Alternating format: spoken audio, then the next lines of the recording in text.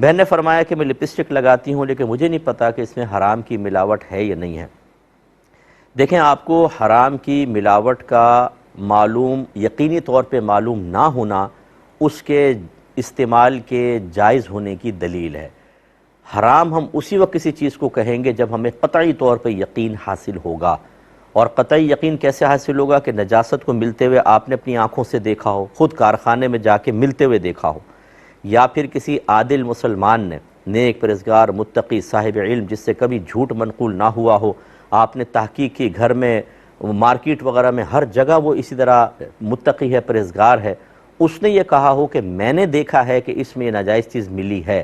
تو اس کا دیکھ کر خبر دینا ایسے ہی ہے جیسے آپ نے خود دیکھا ہو۔ یا وہ اس میں اسمیل وغیرہ ایسی آ رہی ہو کسی گندگی کی، خراب چیز کی، کوئی ایسی چیز آپ یوز کر رہے ہیں کہ نجاست کا اثر اس میں ظاہر ہو رہا ہو، تب ہوتا ہے۔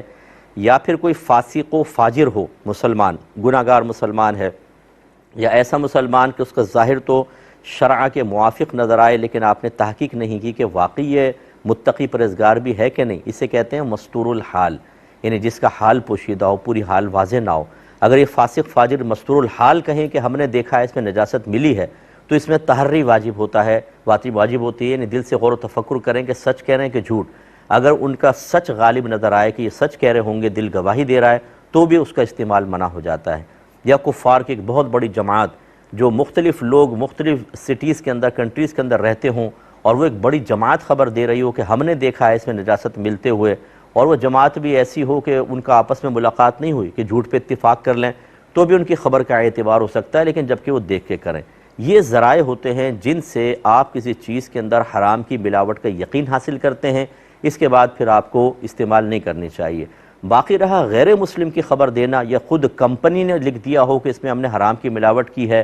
تو یہ جو حرام حلال پاکی ناپاکی کے مسائل ہیں، ان کو دیانات کے مسائل کہتے ہیں، اور اس میں کافر کی خبر کا کوئی اعتبار نہیں ہوتا۔ لہٰذا اگر فرض کر لیں کافر خبر دے رہا ہے اور آپ کو دل پہ بات جمتی بھی محسوس ہو رہی ہے کہ سچی کہہ رہا ہوگا، اور اس چیز کا استعمال کوئی لازم ضروری بھی نہیں ہے، تو آپ ان کی بات ماننا چاہیں تو مان سکتے ہیں، یہ تقویٰ ہے، آپ استعمال نہ کریں۔ اور اگر جیسے شریعت کہتی ہے کہ کافر کی ان باتوں، اس قسم کی خبروں کا کوئی اعتبار نہیں، اور آپ کہیں چاہے انہوں نے اجزائے ترکیبی لکھے، میں اس کا یقین نہیں کرتا ہوں، اور آپ استعمال کریں، تو فتویٰ یہ ہے کہ آپ کا استعمال کرنا بالکل جائز اور درست ہے۔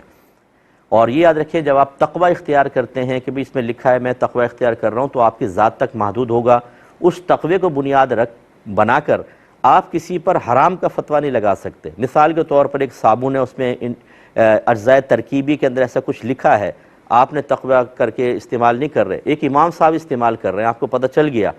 تو امام صاحب اگر فتوے پہ عمل کر رہے ہیں تو آپ ان پہ فتویٰ نہیں لگا سکتے کہ آپ حرام کام کر رہے ہیں، کیونکہ کافر کی خبر سے کا اعتبار نہیں، تو وہ اس صابن کا استعمال آپ کے حق میں شرعی لحاظ سے حرام نہیں ہوگا۔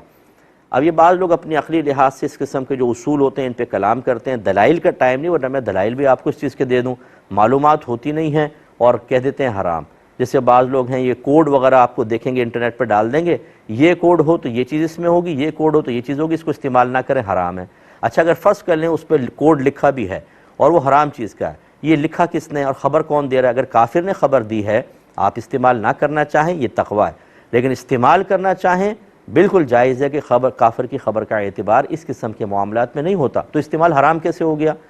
اب اس کو حرام کہنا، یاد رکھیں یہ حرام ہے، اور ایسے لوگ گناہ گار ہوں گے۔ لہٰذا اگر آپ دین کی خدمت کرنا چاہتے ہیں ضرور کیجئے، لوگوں کو حرام سے بچانا چاہتے ہیں ضرور بچانے کی کوشش کیجئے، لیکن پہلے خود شرعی اصول سیکھیں۔